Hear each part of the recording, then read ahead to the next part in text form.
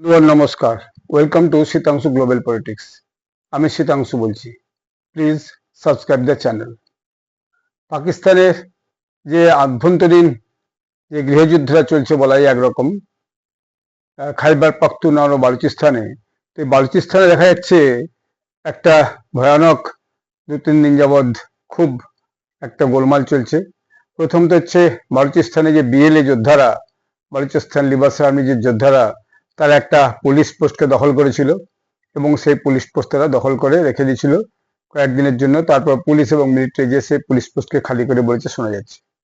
এবং এই দুই পক্ষের যুদ্ধে কোনো খবর বলছে 39 জন বালুচ লিবারেশন আর্মির যোদ্ধা নাকি মারা গেছে, এটা পাকিস্তান মিডিয়া খুব প্রচার করেছে। আর কেউ বলছে 40 জন মারা গেছে। যাই হোক, সেটা একটা অন্য বিষয়। এখন তার মানে বোঝা যাচ্ছে যে বালুচিস্তানটা প্রায় পাকিস্তানের হাত ছাড়াতে চলেছে। অবিরত সেখানে এই ভয়ানক লড়াই ঝগড়াটা এবং খুনোখুনি, পুলিশ পোস্ট দখল, এয়ারফোর্সের, পাকিস্তানি মিলিটারি এয়ারফোর্সের বম বর্ষণ, এইগুলো কিন্তু চলেছে। কিন্তু গতকাল দেখা গেল এবং আজকে যে খবরটা এসেছে জাস্ট 5-6 ঘন্টা আগে, এই বিএলএ বালুচিস্তান লিবারেশন আর্মি ব্রিজগুলো ওড়াতে শুরু করেছে। যে কোট্টা আর করাচি যে হাইওয়ে আছে, এই কোয়েট্টা করাচির হাইওয়েতে যে সমস্ত ব্রিজ আছে, সেইগুলোকে ব্রিজকে মাল্টিপল লোকেশনে বিভিন্ন জায়গায় তারা বোম বসে সেগুলোকে কিন্তু তারা ব্লাস্ট করে দিয়েছে এবং একটা কোঅর্ডিনেটেড অ্যাটাক করেছে। ধরুন কোথাও লম্বা হয়তো 100 কিলোমিটার ব্রিজ, প্রতি 20-30 কিলোমিটার যেখানে যেখানে আপনার ওই কালভার্ট আছে বা ব্রিজ আছে, তার তলাতে বোম বসিয়েছে। বোম বসিয়ে অনেক দূর পর্যন্ত তার নিয়ে গেছে। তার নিয়ে যেয়ে সেখানে ওই যেভাবে আপনার তারগুলো কানেকশন করিয়ে সেই বোমটাকে উড়িয়ে দেওয়া হয়, এরকম কি সব ব্যাপার আছে, যেটা ভারতবর্ষের বিভিন্ন জায়গায় নকশালরা করতো। যে গ্রাম অঞ্চলে দেখা গেছে ছত্তিশগড়, বস্তর, মহারাষ্ট্রের কোনো কোনো জায়গায় যেখানে নকশালরা এইভাবে ব্রিজের তলাতে বোম বসিয়ে রাখতো এবং সেখান দিয়ে যখন পুলিশ মিলিটারি লোক যেত তখন তারা অনেক দূর থেকে সে লক্ষ্য করতো এবং লক্ষ্য করে তারা সেখানে ওই দুটো তারকে কিভাবে জড়িয়ে দিত, দিয়ে সেগুলো ব্লাস্ট করে দিতে মারা গেছে। তো এটা প্রায়শই বিভিন্ন জায়গায় দেখা গেছে যে সেতু উড়িয়ে দেওয়ার ক্ষেত্রে এগুলো খুব কাজে লাগে, বা শত্রুপক্ষকে যে পরাস্ত করা বা তাদের উপর আঘাত হানা, এটার একটা কৌশল। এখন এরপরে এই যে কোঅর্ডিনেট রাখা হয়েছে, ফলে পাকিস্তান মিলিটারিও সেখানে একদম ভীষণভাবে ধরপাকড় এবং তাদের যেভাবে দমন পীড়ন করতে সে দমন পীড়নে নেমে গেছে। এবং এই ঘটনার পর দেখা যাচ্ছে যে করাচি কোয়েট্টা যে রাস্তা আছে, সেই রাস্তায় পুরোপুরি ডিসরাপ্টেড হয়ে গেছে, রাস্তা সব ক্লোজড হয়ে গেছে, যানবাহন চলাচল বন্ধ হয়ে গেছে, মানুষের যাতায়াতও সেখানে বন্ধ হয়ে গেছে। এটা হচ্ছে খন্টাক ও মুস্তাং এরিয়াতে। এই খন্টক আর মুস্তাং এরিয়াতে হওয়ার ফলে এখানে দুপক্ষের মধ্যে দেখা যাচ্ছে গানফাইটও শুরু হয়েছে পুলিশ মিলিটারির সঙ্গে আর বিএলএ যোদ্ধাদের। মানে যেখানে রাস্তায় আপনার বোম ব্লাস্ট করে ব্রিজ ভেঙে দিয়েছে, তার আশপাশেই তারা ছিল বিএলএ যোদ্ধারা। যেমনি পুলিশ প্রশাসন মিলিটারির লোক গেছে, তারা বন্দুক থেকে গুলি করতে শুরু করেছে, পাল্টা গুলিও করেছে পুলিশ। এরকম লড়াইটা কিন্তু কন্টিনিউ আছে। ফলে এটা একটা খুব গভীর অবস্থায় বালুচিস্তানে পরিস্থিতি তৈরি হয়েছে এবং পুলিশ প্রশাসন ওই মুস্তাং এবং খান্তকোচা, এই দুটো এরিয়ার যে সাধারণ মানুষ, তাদেরকে ঘর থেকে বেরোতে বারণ করেছে যে আপনারা স্টে অ্যাট হোম, আপনারা ঘর থেকে বেরোবেন না। কারণ এই বিএলএ যোদ্ধাদের সঙ্গে পুলিশের এখন বিভিন্ন জায়গায় লড়াই চলছে। এখন বেরোলে হয়তো মাঝপথে যদি সাধারণ মানুষ পড়ে যায়, সেক্ষেত্রে তাদের প্রাণহানি হতে পারে। এটা সর্বত্রই সরকার করে। তো সেইভাবেই বালুচিস্তান প্রশাসন এবং পুলিশ, রেঞ্জার, মিলিটারি যারা আছে তারা এই ঘোষণাটা করেছে। ফলে মানুষজনকে ঘরে রাখতে পেরেছে। ফলে পুরো দুটো এরিয়া, মুস্তাং এবং খন্দকোচা, এই দুটো এরিয়া একেবারে ভীষণভাবে ডিসরাপ্টেড হয়ে গেছে। পুরো চারিদিক বন্ধ, দোকানপাট বাজার সব বন্ধ, শুনশান হয়ে গেছে। এই খবরটা এই কিছুক্ষণ আগে এসেছে, আমি দেখছিলাম বিশেষ খবরে, সেখানে কিন্তু খবরটা এসেছে। এখন কথা হচ্ছে যে এই যে বিএলএরা যেভাবে ব্রিজ এবং রেলওয়ে স্টেশন এবং আপনার বিভিন্ন যে রাস্তা, সেই রাস্তা যেভাবে কেটে দিচ্ছে, খুদে দিচ্ছে আর ব্রিজ ভেঙে দিচ্ছে, এর কারণটা কি? আসলে কারণটা হচ্ছে যে এই রাস্তা দিয়ে বা রেলওয়ে ব্রিজ দিয়ে রেলে করে মিলিটারি যাতায়াত করে, রেঞ্জার্স যাতায়াত করে। তাহলে এরকম একটা ঘটনা, কোথাটা রেল ব্রিজকে ভেঙে দিয়ে উড়িয়ে দিয়ে সেখানে যদি গেছে, এর আগেও দেখা গেছে, সেটা মিলিটারি ট্রেন ভর্তি করে যাচ্ছে, সেখানে ট্রেন দাঁড়িয়ে যেতে বাধ্য হবে।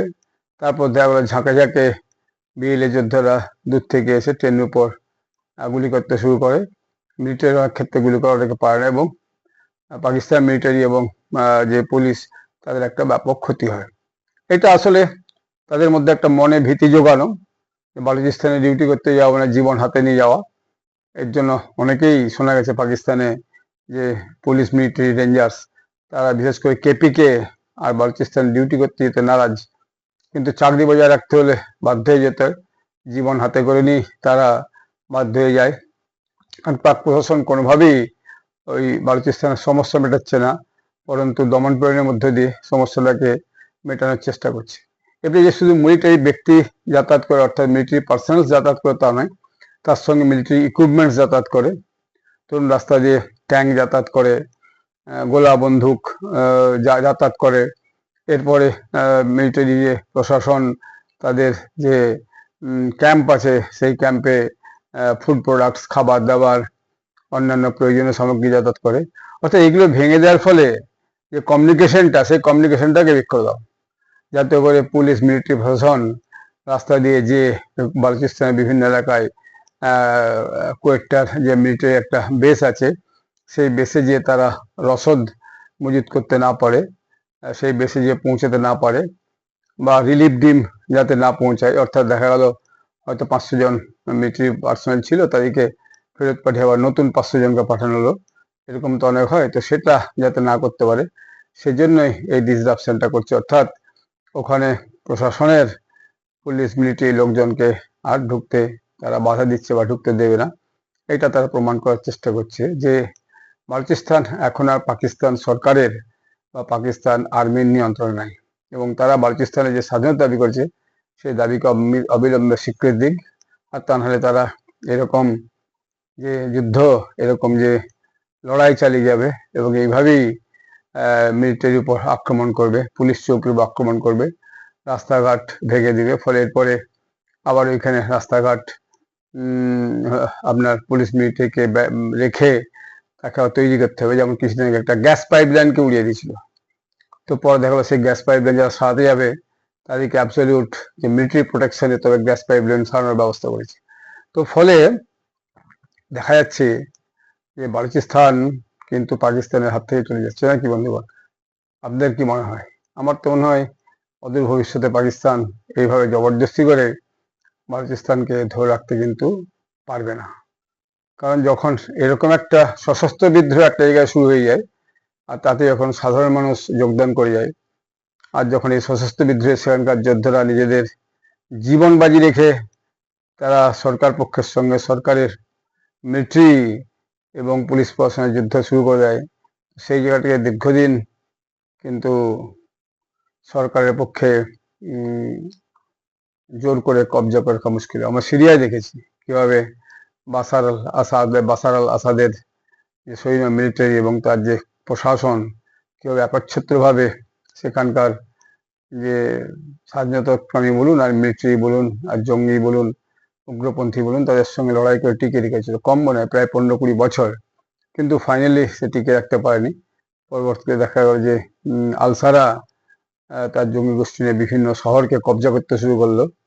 তারপর দেখা গেল সেখান থেকে আস্তে আস্তে মিলিটারি সৈন্য চলে গেল এবং তারা কবজা করলো। পরে ধীরে ধীরে দেখা গেল যখন তারা রাজধানী শহরের দিকে এগোচ্ছে, তার ফলে বাশার আল আসাদের প্রশাসন ভেঙে পড়ে।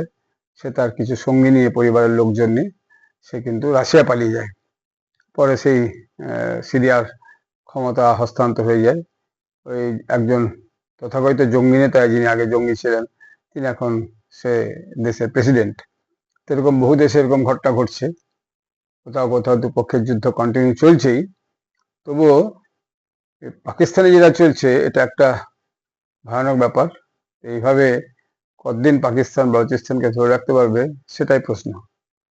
পাকিস্তান সম্মত আর বেশি দিন বালুচিস্তানকে নিজেদের যে করায়ত্ত করে রাখা সেটা পেরে উঠবে না।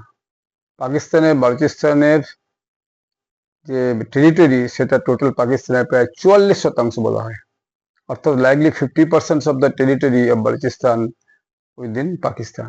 এই যে 44% বা প্রায় 50%-এর কাছে টেরিটরি এবং সেখানকার মানুষকে দীর্ঘদিন এইভাবে দাবিয়ে রাখা, তাদের কোনো উন্নতিকে গুরুত্ব না দিয়ে তাদের উপর দমনপীড়ন চালিয়ে তাদেরকে ধরে রাখা সেই প্রভিন্সটাকে, সেটা বোধহয় আগামী দিন আর সম্ভব হবে না। পাকিস্তানের একটা প্রদেশ অন্তত যে অদূর ভবিষ্যতে বিচ্ছিন্ন হয়ে যাবে, এটা তার পূর্ব সংকেত বলাই যায়।